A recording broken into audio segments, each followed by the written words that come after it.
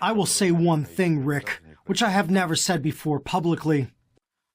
If Ukraine wanted, if Ukraine were ready, if it made its own decisions, we would have been able to sign on February 28, 2022.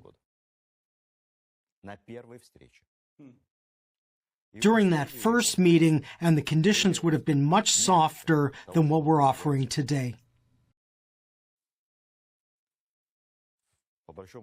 By and large, all we have wanted is for Ukraine not to enter NATO, not to have any NATO military bases on its territory. I told them, you can be like Austria, a beautiful, prospering country.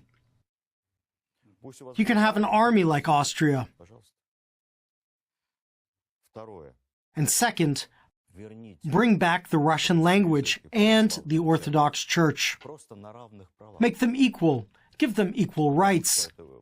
Because that's amazing. You can speak Arabic in Israel.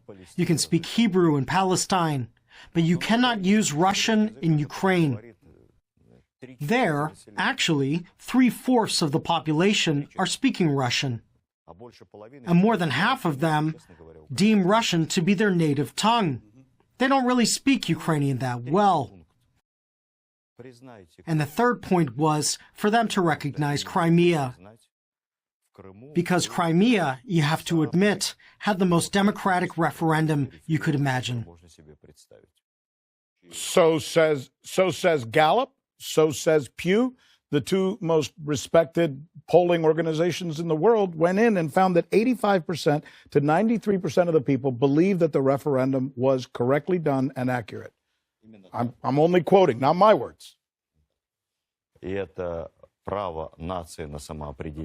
Absolutely. It is a nation's right to self-determination.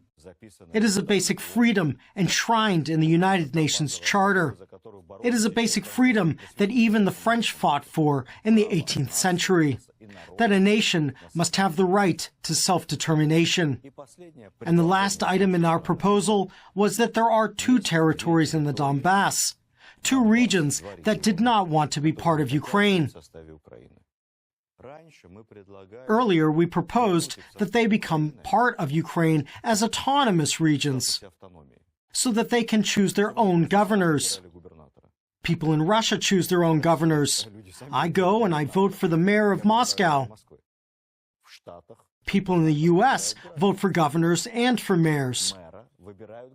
But in Ukraine, the presidential office appoints the governors.